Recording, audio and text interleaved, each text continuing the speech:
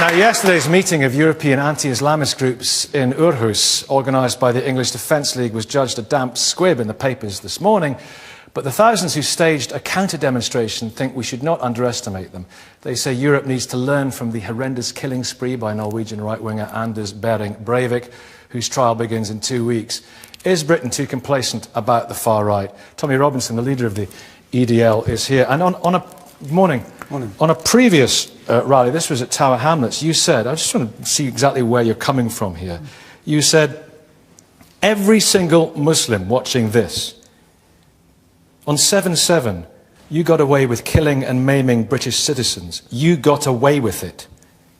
You had better understand that we have built a network from one end of this country to the other end, and we will not tolerate it.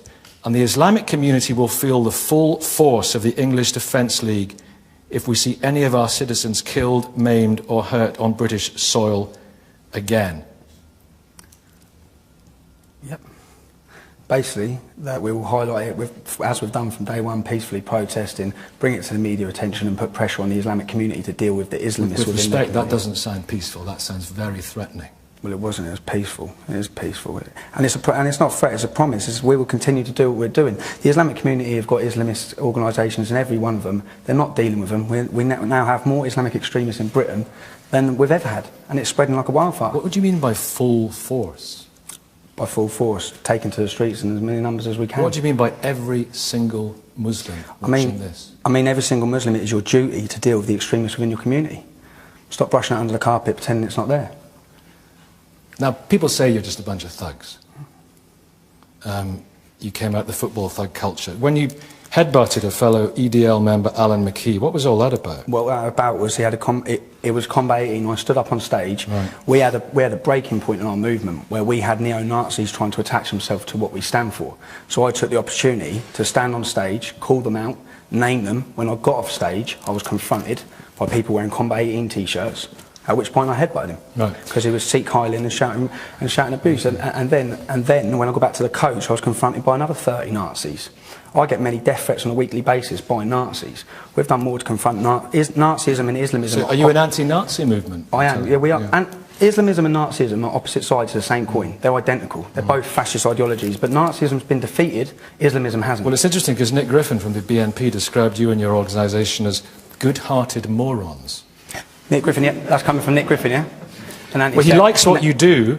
He says, and I'll go on with the quote, he said it in February 2011, they're trying to do something, he says of you, and the good thing is they've politicised a whole generation of youngsters. And you used to be in the BNP, didn't you? Yeah, in 2004. When you drown in, you clutch at straws. We looked around. Before I joined the BNP, I didn't know non-white people couldn't join. I was a member for 12 months on the leak list. If you check the leak list, I didn't renew my membership in 2004, in 2005. And from him... You thought the BNP was a multiracial organisation? Well, I didn't know that non-white people couldn't join it. I didn't know Nick Griffin used to be leader of National Front. I didn't know he was a Nazi. And for him saying we're morons, I watched him on Question Time. So good-hearted morons? Yeah, well, I watched him on Question Time, so we'll know who the good-hearted moron is.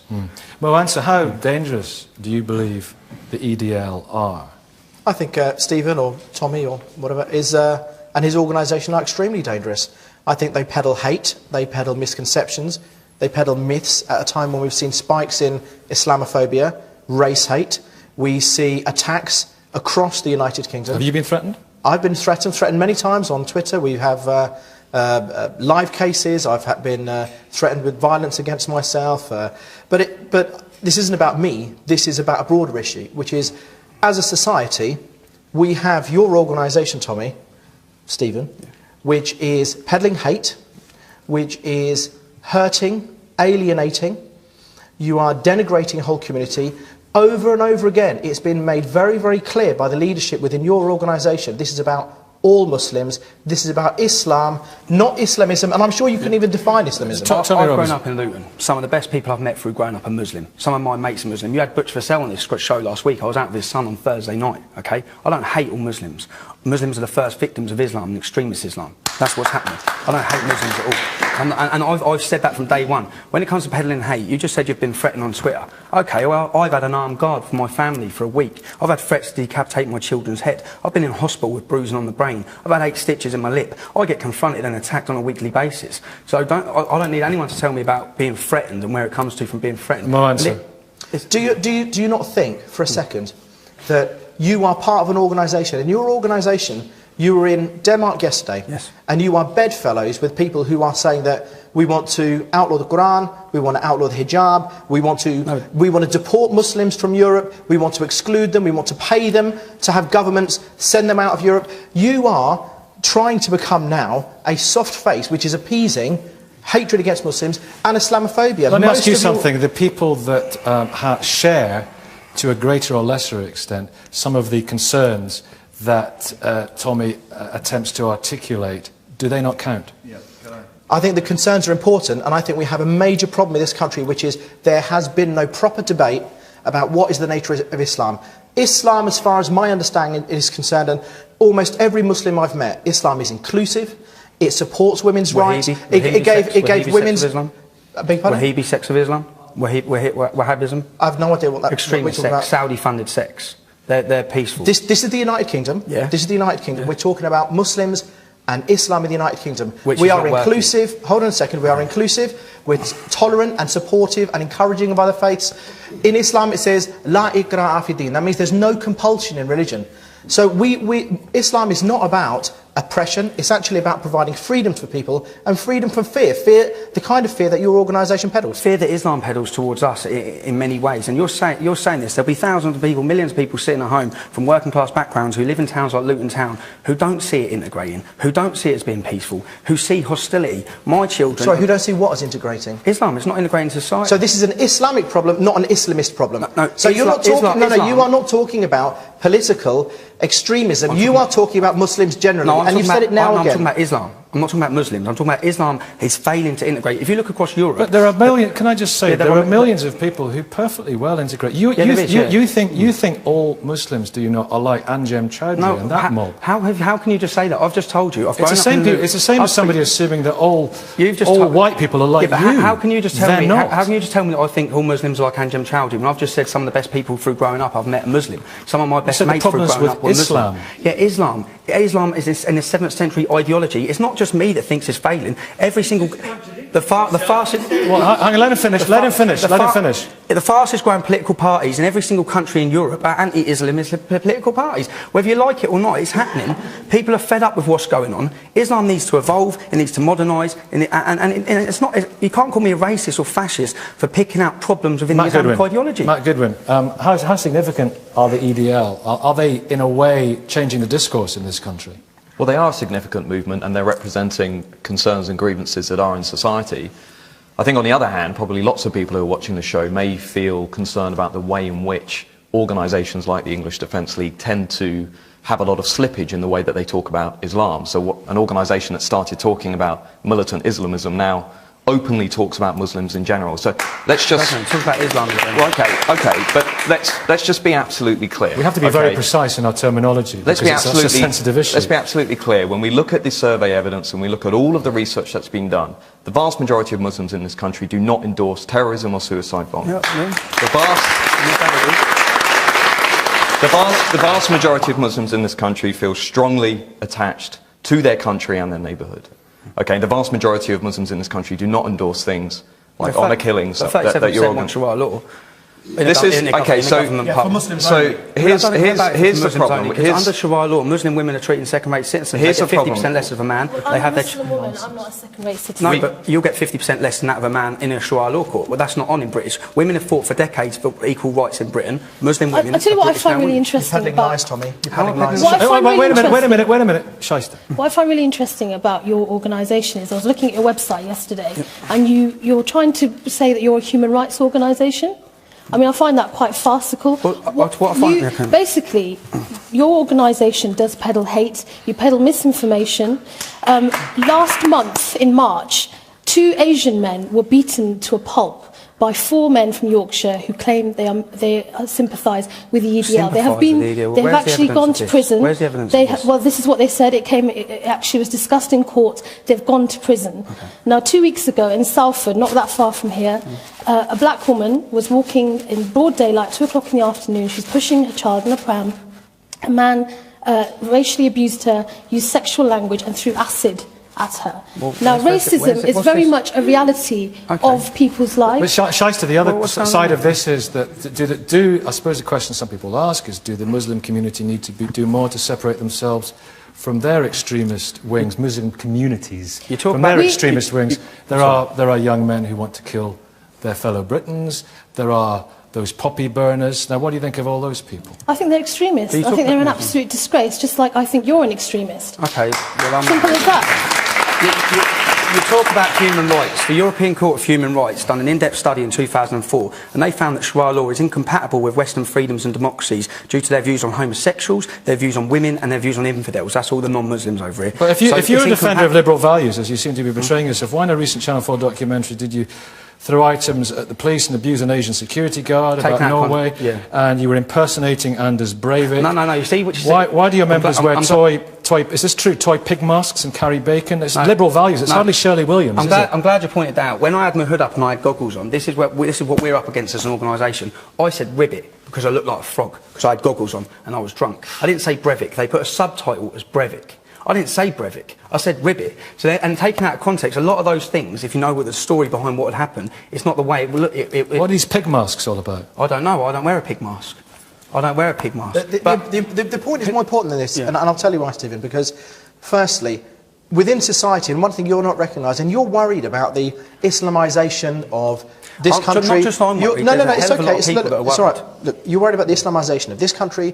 You're worried about the Islamisation of Europe because of fear. Fear that doesn't need to exist. If you understood the Islamic contribution to this society, arts, science, maths, history, music, literature, hold on a second, the Renaissance. Look at all these Islamic countries where Christians are being persecuted and massacred. You cannot judge on 44 other countries. You cannot judge, Stephen, you cannot judge a religion by the misguided actions of a few individuals. It's not a few individuals, it's 44 countries. It's 44 countries, and we're here talking about the far right. Can someone define far right to me, please? The old politics. Can you define far right? Matt's one of the experts on that very thing. Right, there are two key things that far right groups share. Okay, firstly, they reject or they undermine what representative liberal democracy is all about. Now, a liberal representative democracy accepts that a plurality of views is legitimate. We should support those views. We should allow those views. Okay, and I think what many people would feel is that your organisation and the way in which you campaign is automatically discounting the views of Muslims and the rights of Muslims to hold those views. But secondly, what far-right groups share, I mean, I'm sure you would say you're not the same organisation as, say, I don't know, the American Nazi Party, right? Because there's a lot of variation within those parties. Hold on. But what they also share, ultimately, is a rejection of human equality.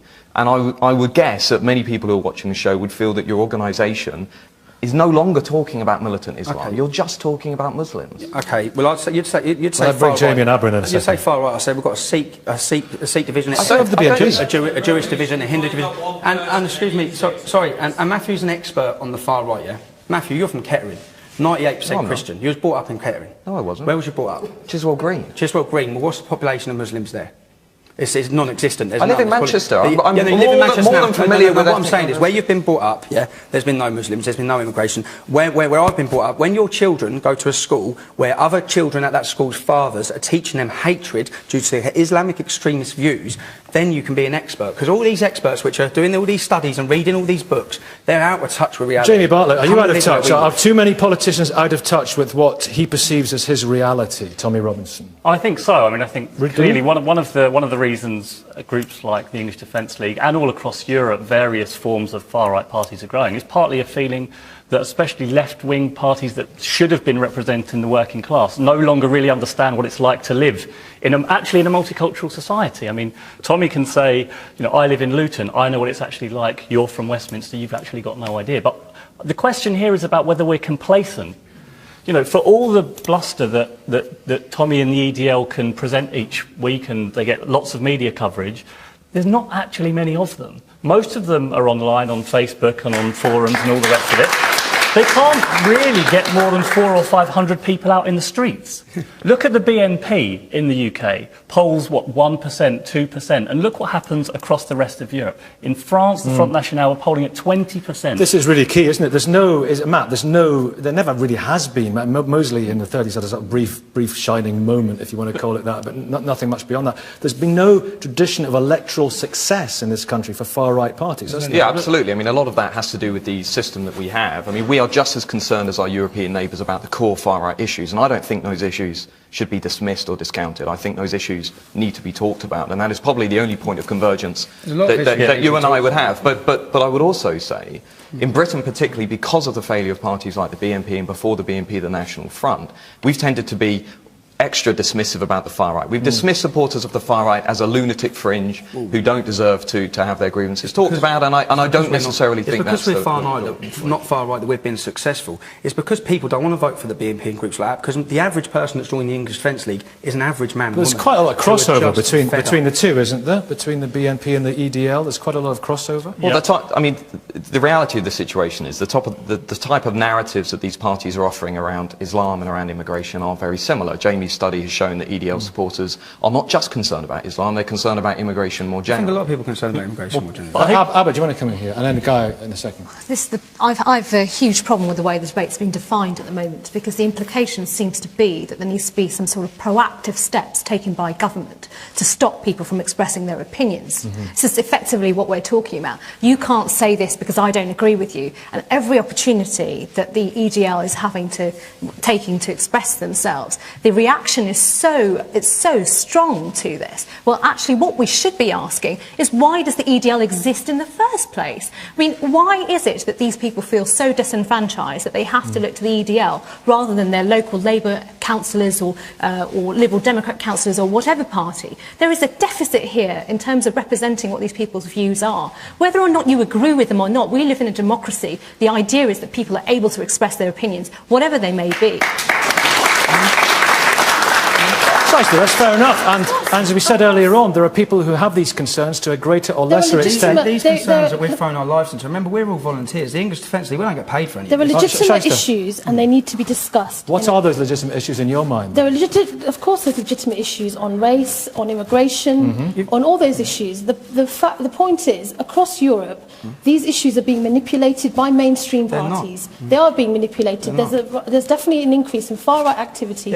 When you say far-right, across Europe, and this is very, very Let her finish, dangerous. I'll come back to you in a second. This is very dangerous. Of course, there needs to be a legitimate debate in this country. It needs to be an accurate debate. Let's talk accurately. Let's not stoke up hatred. Let's not use misinformation. That's what would you like? What would you like? This is a really important question. What would you like the Muslim communities in this country, and they come in as many different forms, what would you like them to do? Integrate and assimilate. That's all we want. Integrate and assimilate. And what does that mean for you? How can you define and when you that? say you can't call everyone who opposes anything to do with Islam far right, it's not right. You can't. What do you mean by integrate and assimilate? How would that manifest? How would that look? Well, what I'd say is my mum was an Irish immigrant to this country. Yeah. Well, if you go to Luton, half my best mates are West Indians. How come the Jews, the Sikhs, the Hindus, the West Indians, everybody is integrated? There's no problem. There's no commotion. You just spoke about 2 racist incidents last week. 38 girls on Friday in court in Oxford. 12 Muslim men and 38 children aged 11 to 14 are being abused and raped. Sexual perverts come in all races. But not in the same, not in the same organisation. Let's be. Audience in a minute. When are Muslims going to take to the streets in outrage against their fellow Muslims for what they're doing? Let's be clear about 2 or 3 issues. Audiences in a minute. The first issue is this: if there are criminals, they are criminals, and their religion and their race and their ethnicity has got nothing to do with it. That is the first. No, hold on. You've had a fair shout. Secondly, within Islam, we have women's rights, we have men's rights, and we have rights for children. We are very moral, and we are quite conservative on these issues, okay? Now, your idea of assimilation, I assume would mean that I shouldn't have a beard, wear a hat, or walk around in this robe. Is that right? No, it's not. And the same with the hijab. No one, there's no problem. You had a debate on here the other day where you're talking about the burqa. Why should the burqa be banned? No one said what needed to be said. In my hometown, there's been 4 armed robberies by people wearing burqas. That's enough of a reason to ban. What would you like Mo, for example, or Shaista, for example, to do differently from what they're doing at the moment? In what way would you like them to live their lives differently? Mo works for the Muslim Council of Britain, don't you? I work with a number of different affiliated organisations to the Islamic Forum of Europe. All these organisations that you work with, you're affiliated with, either drabble off money to charities that fund extremism or Islamist organisations. That is a slander, and there's no evidence about that. So you're not affiliated on page 22 of the Muslim Council of Britain with the Islamic Forum of Europe, who are named as an Islamist organisation. Tommy, the fact of the matter is that the government, this issue is about complacency with your organisation. Now, we can argue about what the definition of far-right and Nazism is, the fact is we're not far-right. We have scholars and studies today saying that the rhetoric and the language used by your organisation is in parallel with the anti-Semitism that came in the 1930s before the Holocaust. All right? Tommy, listen, you'll have another chance. You'll have another chance. Well, I know you weren't pointing about, there was lots of pro-Israeli flags at the demo yesterday, which itself is an interesting phenomenon. This is an interesting development in the right. But go on, Jamie. I think the debate's quite characteristic of all of this. You know, I don't think that the English Defence League is actually that big, and I don't think it's going to get hugely bigger. It does represent a lot of grievances that people have, of course, and actually just the idea of getting out on the streets and actually doing something is quite appealing. But the fact is that the way that the media landscape has changed so much in the last 5 or 10 years has meant that Tommy's always reading stories about Sharia law about to be introduced into Luton or anywhere else, and other people are reading stories about the English Defence League, and it becomes very, very polarised very, very quickly. So because the English Defence League is predominantly an online organisation, they send each other links of stories and essentially whip themselves up constantly. They get groupthink. Groupthink, and sort of based on some misinformation. Well, there's many of us that are guilty of groupthink. Let's, Guy, let's get a microphone over. Good morning. I think it's very unfortunate that the far right seem to be getting all the press when it comes to criticism of Islam. I think there's a lot that needs to be criticised in a free democracy about Islam. Generally, but of course Islamists in particular. And the main problems that I see are that embedded in Islamic theology and culture is the idea of jihad. And it's been going on for 1,500 years. With something we've debated on many occasions. And quite Our rightly. question this morning, are we too complacent? I think we're too complacent. The far right. I think we're too complacent about the far right of Islamism. That is where I think we're complacent. Okay, gentleman over there. Hello. Yeah. I think politicians spark the fires. So Jack Straw, many of the politicians, mainstream politicians, they discuss issues like grooming, extremism, and these buzzwords. And you find that organisations like English Defence League just rally upon those particular ideas. There are definitely issues, but the fact is the way they're discussed by mainstream politicians, so the discussion about are we too complacent in tolerating English Defence League, the fact is the public space has already been given to these organisations, and the rhetoric spurred by politicians gives these movements fire and gives them credibility for their arguments. I mean, Mo, I just wonder what you think about this, and I'll come to you guys in a minute, and John Mann as well, the MP. Is it good to have Mr Robinson on this morning so that we can examine and analyse and assess what he's saying? Do you support that? Because you wanted to ban them at one stage, didn't you? Tommy, if you and your family ever want to come to meet my family for dinner, you are more than welcome. And you're more... And let me just finish. I have no hatred. Is it right that they appear on the media and stuff like that? Right now, while we're sat here, most of us can hear outside the protests going on. I think it's important. Protesters who attacked another lady. They attacked a lady. Another lady. That she got spat on by these. It was 8 people. Hold on. It's 8 people. Winston Churchill said the future fascists Winston Churchill was a famous Islamophobe, actually. Okay.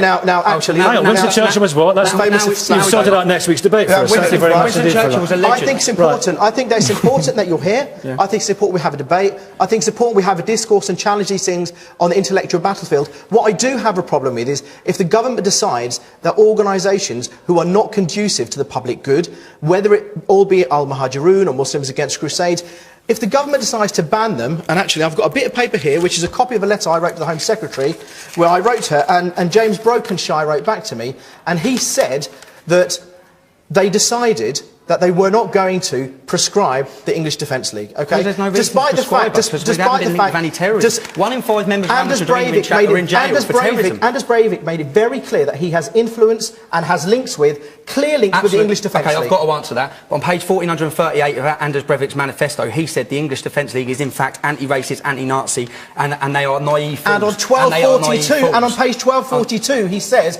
he has come and met with and influenced and shared ideologies. Don't you think the security services would have known? The problem I have is if 38 Muslim girls had been raped in the last few weeks, it's got nothing to do with the country would be on fire. The country would be on fire. The country would be on fire. Wait a minute. The country would be on fire. These are our daughters. I'd like to ask you a question. And our daughters as well. Everybody's daughters. Our daughters are not being raped. Tommy, excuse me. Tommy, you're making more noise than the lot outside. Okay, I'm from Oxford. I'm from Oxford, and I'm from Oxford. There's an active case going on at the moment. Thames Valley Police are investigating grooming of young women. Okay, young women, a similar 11-year-old children. Can I just speak, please? Can I speak, please? Thank you very much. Now, in Rochdale, there's been a similar case. Now, some supporters of the EDL showed up at Liverpool Crown Court, where the case is currently, it's basically gone to court. Now, that trial had to be temporarily halted. My question to you is, does the EDL show up at court cases where white men have been grooming women? No. Because, frankly, but do you show up? Do you show up at those cases? Let's take it over here to Charlie. Charlie, what do you want to say? And then John Mann in a minute. Can I just say, I am totally anti-fascist, 100%. And I actually got arrested last year for throwing eggs at this lot. So I'm not against you guys, okay, as an organisation for advocating love for everyone. That's what I'm about. But there's an elephant in the room here, because unfortunately, even the Asian community, and this isn't an Islamic issue, let's separate it. No, but it is an Islamic issue. But no, it isn't. It's a cultural issue that, unfortunately, in these situations, Pakistani young male or British-born Pakistani males are overrepresented in the grooming and exploitation of young girls. And I'm sorry, but unfortunately that has actually been shown statistically. But I know the Asian communities are working with those men to sort those issues out. John Mann, MP. John Mann, MP. In a minute, John Mann. And we shouldn't shy away from issues any more than we should shy away from problems with the Catholic Church and Catholic priests. So there are many problems. I mean, the EDL is a tiny little organisation, and I think they'd be far better off if it's Mr. Robinson, is it? If instead of sorting aggressive marches in areas that leads to confrontation, if he accepted the dinner invite, I think that would be a far better way of putting it. Listen. They've got this extraordinary celebrity edition of Come Dine With Me coming up. Luton's this is the problem. Luton's Labour-run council. Were you serious about the offer? I've met with 3 imams. I've got another meeting next week with an imam. Luton's Labour-run council, who want to sort all these problems out, when we contacted and asked them to facilitate a meeting between myself and Luton's Islamic leaders, they said no. Well, he said yes. Abba, what do you want to say? I'm concerned we're actually engaging with the merits of the EDL's debate rather than the actual issue, which is, are we allowed to express ourselves? This is what it comes down to. Well, he is expressing himself. In terms of what's happening at the moment, and I'm certainly a perception that I'm getting, as a result of 30, 40 years of multicultural thinking, it's now prohibited to even challenge certain basic things. And I don't agree with the way the debate's going. The general debate, not the debate here. Clear what is lawful and what is unlawful.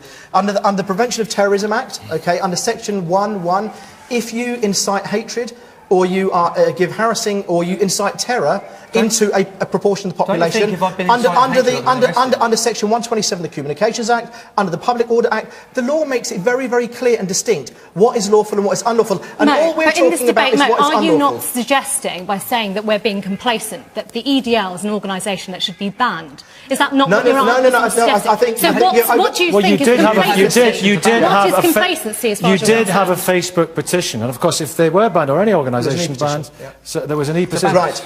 That causes its own problems, doesn't it? After Breivik killed virtually 100 people in Monster. He was a Utoya, monster. absolute Yeah, monster, absolute monster. who loved the EDL. No, he didn't was love a the big EDL. fan He of the called us EDL. naive fools. He shared. Let's get away from that point. We're not going to get anywhere on that. Right, Carry on. My point was he shared an ideology, and I thought if the government has decided that they will ban organisations who share an ideology with extremist organisations and extremist groups, the EDL have planted both feet over that line. Is it right? Okay, is it right? This is the thing. Some people would be able to hear the shouting outside where we are today. Is that are there some people actually on the left who are doing this who are entirely counterproductive? The far left? There are militant anti-fascists who contribute. Hold on. Wait. I'm not a member of any Facebook group. On your Facebook profile, you say your political views are left, far left, or further left. What? No, I don't. I say I'm a progressive. No, okay, left, far left. Anyway, the point is, there are militant anti-fascists that in some towns and cities contribute to some of the problems, and that is an elephant in the room that is often not discussed. Should the English Defence League be banned at present? No. I think the grievances that it's campaigning on and its supporters should be heard. But at some point, the organisation has to start taking some responsibility just for some misreporting, as do sections of the British tabloid media. To give you an example, yeah, go on. This month, tabloid media reported that 2/3 of young British men endorse honour killings. The actual figure was 6%. They had to apologise, didn't they? Yeah, but yet the tabloid media will jump on this and say, well, look at this. Muslims are incompatible with British society. Actually, if we look beyond that and look at the actual data, it's completely a different story. This European-wide movement, this counter-jihadism, as it is called, where's the money coming from? Where's the funding coming from? We've got no money. We've got no funding. Across Europe? Across Europe, I mean, if you look at, say, states like the Netherlands, Geert Wilders is privately backed, but mainly by funders in the United States. United States, who are they? Others are political parties. Well, I mean, individuals that are linked to fundamentalist, radical ideologies, but others are political parties that are democratically registered. If the English Defence League goes into elections, then obviously we'll have to comply with electoral law. Yes, sir, you've had your hand up for ages. Let's get a microphone down. Are you going to dinner as well? Sorry, no, I would sincerely like to discuss two areas with you. Jihad, I've got to say it's jihad, that's a struggle, and that is you. I want to sit down with you and let you know how much I contribute to Britishness and being Muslim in my society. Let me finish. And contribute to my society as a Muslim, because my religion asks me to do that and teaches me to do that. So please, take up my offer, let's sit down, have a coffee and have a chat. Whenever you want, mate, whenever you want. But there, on this debate, we'll leave it. Thank you all very much indeed for partaking in that debate. If you'd like to have